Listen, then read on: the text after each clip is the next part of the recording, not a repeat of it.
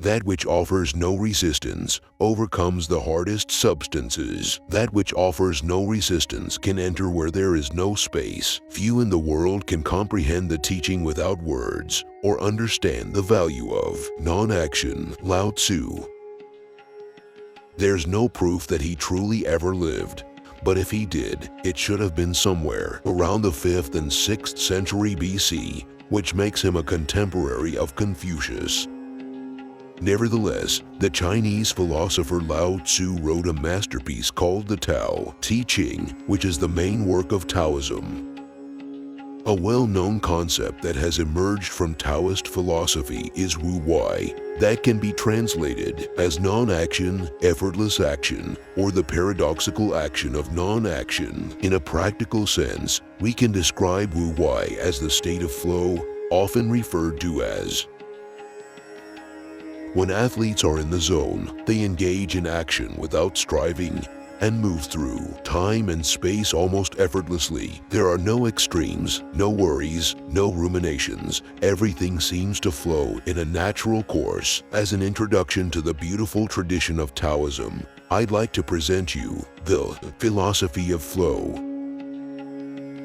The Tao Te Ching is a mysterious piece of art. Not only there's no consensus when exactly it was written, but the existence of its author remains disputed. Nevertheless, one thing is certain: the profundity of this work has left its mark on humanity to this day. Not to mention that the Tao Te Ching is the most translated work in world literature after the Bible. The essence of Taoist philosophy is living in harmony with the Tao, also called the Way. So, what is the Tao? That's a question we can't really answer, and it's futile to try. Our understanding of the Tao only goes as far as the limitations of our perception. What the Tao really is and what it looks, feels, smells, or sounds like remains a mystery. Moreover, the Tao that we speak of isn't the real Tao, according to Lao Tzu. Hence, the famous opening of the Tao Te Ching goes like this: the Tao that can be described is not the eternal Tao. The name that can be spoken is not the eternal name. End quote. So, what knowledge is available about the Tao? Well, the Taoist philosophers emphasize over and over again that the true Tao is an all-encompassing force that is beyond our comprehension and cannot be perceived by the senses. And even though we can never grasp the true Tao, the goal is to live in agreement with it, which is strikingly similar to the Stoic approach to nature. So, how do we live in harmony with the Way? Taoist literature doesn't really give one practical method to achieve this. However, we can find many clues that point to achieving stillness of mind. Care about is the way, which goes beyond skill. When I first began cutting up oxen, all I could see was the ox itself. After 3 years, I no longer saw the whole ox. And now I go at it by spirit and don't look with my eyes. Perception and understanding have come to a stop and spirit moves where it wants. I go along with the natural makeup, strike in the big hollows, guide the knife through the big openings, and following things as they are. So I never touch the smallest ligament or tendon, much less a main joint. End quote. An essential part of this story is the condition of the knife that the cook uses. He stated that good cooks change their knives every year because they cut, and mediocre cooks change their knives every month because they hack. Cook Ting, however, was using the same knife for 19 years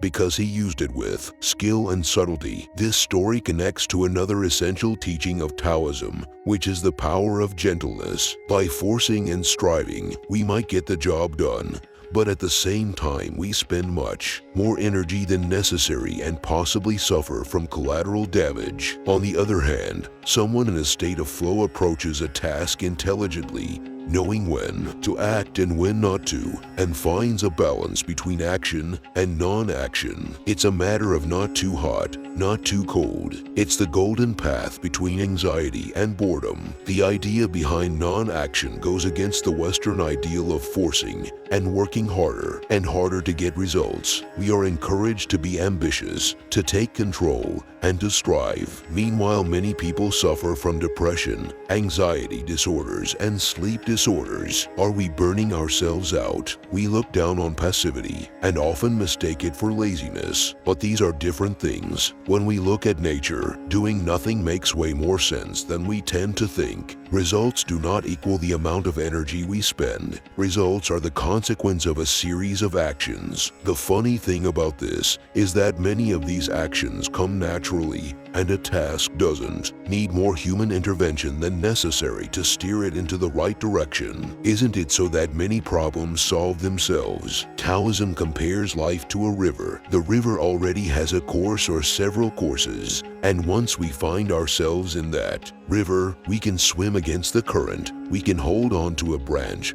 or we can let go and go along with the stream. Most of our lives, we swim against the current and we don't even realize it. Our mind believes that it can and should control the environment in order to survive, which is kind of egocentric because the vast majority of processes within as well as outside ourselves are not in our control.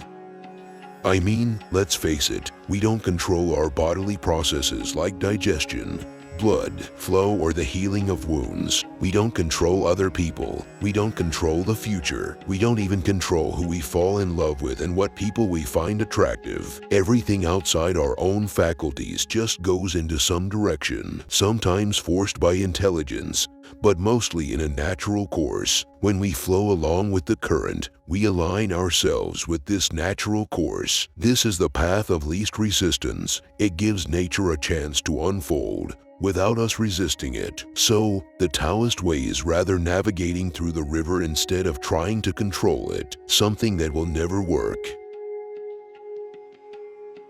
Another aspect of the river that characterizes Taoism is the water itself. The characteristics of water are softness and humility that basically symbolize Taoist virtue. Here's a quote from the Tao Te Ching: "The supreme good is like water, which benefits all of creation without trying to compete with it. It gathers in unpopular places, thus it is like the Tao." End quote.